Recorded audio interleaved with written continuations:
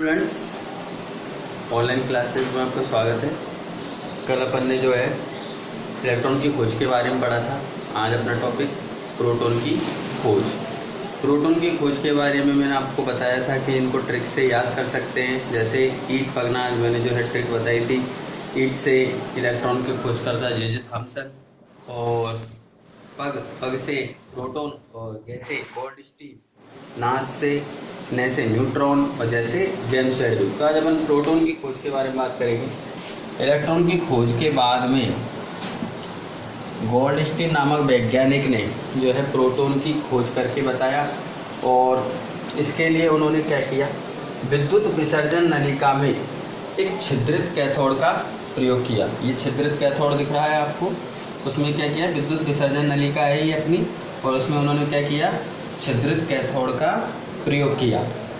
अब इस छिद्रित कैथोड के प्रयोग करने के बाद उन्होंने कम दाब या उच्च विभव पर, ठीक है ना, इसमें जो है नलिका में दाब कैसा रखा, कम रखा, और जो दाब वो विभव है वो कैसा रखा, उच्च रखा। धारा प्रवाहित की तो उन्हें जो है एक लाल रंग की चमक प्राप्त हुई।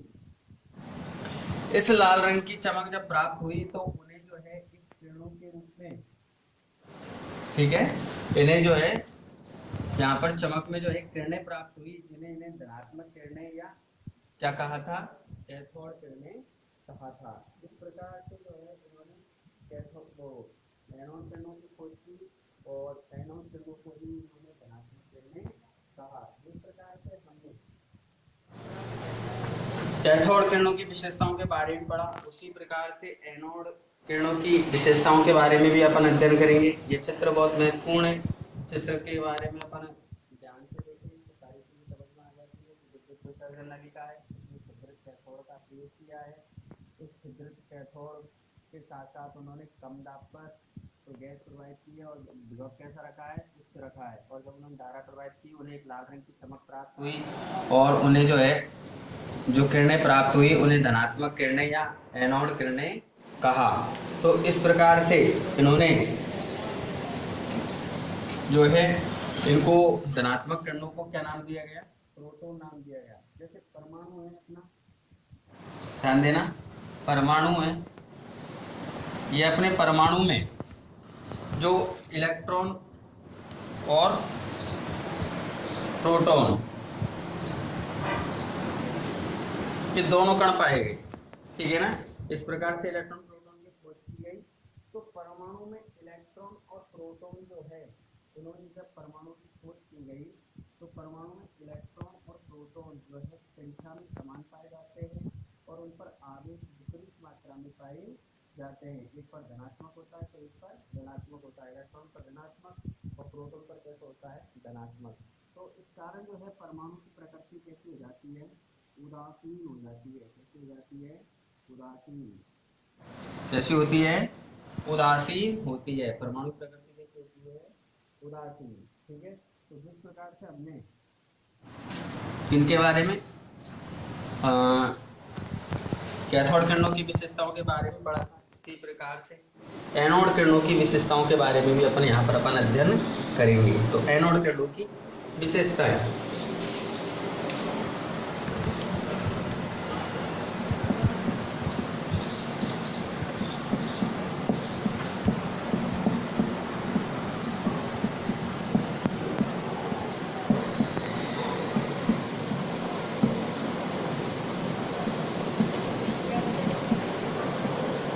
एनोड किरणों की विशेषताएं।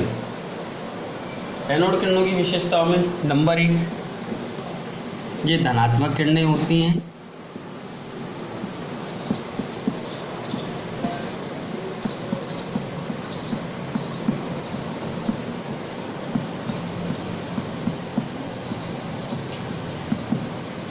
नंबर 2, ये सीधी रेखा में गमन करती है।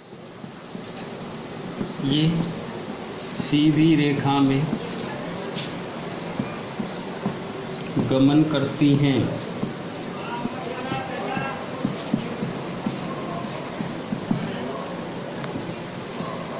ये चमक उत्पन्न करती है।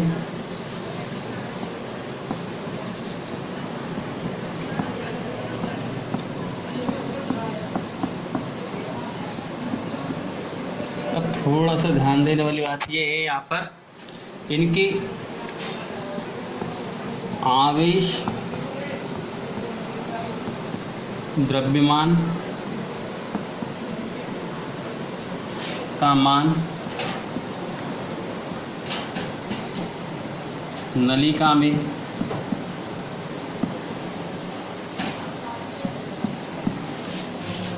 भरी हुई गैस की प्रकृति पर नलिका में भरी हुई गैस की प्रकृति पर निर्भर करता है।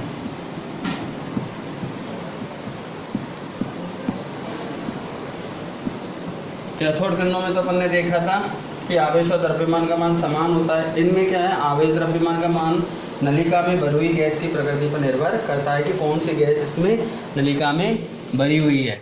पांचवा, इन्हें विद्युत क्षेत्र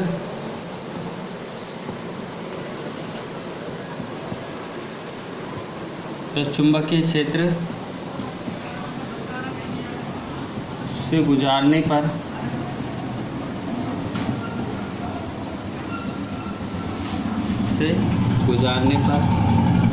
ये प्रभावित होती हैं।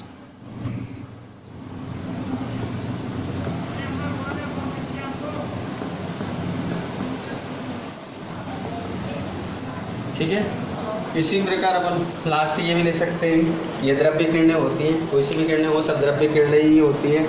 तो ये प्रोटॉन की खोज के बारे में अपन ने अध्ययन किया और यहाँ पर अपन को देखने को मिला कि परमाणु की प्रकृति कैसी होती है, उदासीन होती है।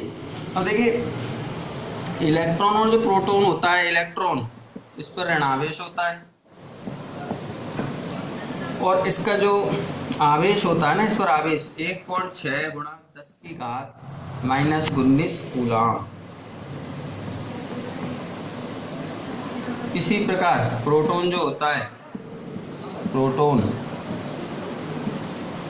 प्रोटॉन पर भी जो है आवेश 1.6 गुणा 10⁻⁻⁻19 कूलाम होता है। तो इनके आवेश के मान है, दोनों के मान समान है, बस प्रोटॉन जो है ये धनात्मक होता है और इलेक्ट्रॉन कैसा होता है, ऋणात्मक होता है। एक दूसरे के यानी इनकी प्रकृति विपरीत होती है, इस कारण ये एक दूसरे के मान को निरस्त कर देते हैं और परमाणु की प्रकृति कैसे हो जाती है, उदासीन हो जाती है। इस प्रकार से आज अपन ने क्या प्रोटॉन की खोज के बारे में अध्ययन किया, कैथोड किरणों को, एनोड किरणों की विशेषताओं के बारे में अध्ययन किया। आज का वीडियो इतना ही काफ़ी है और आशा करता हूँ कि सारी चीज़ें आसानी से अच्छे से समझ में आई होगी।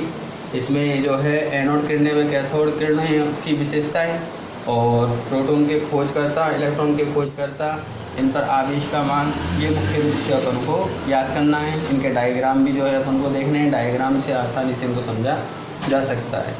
धन्यवाद।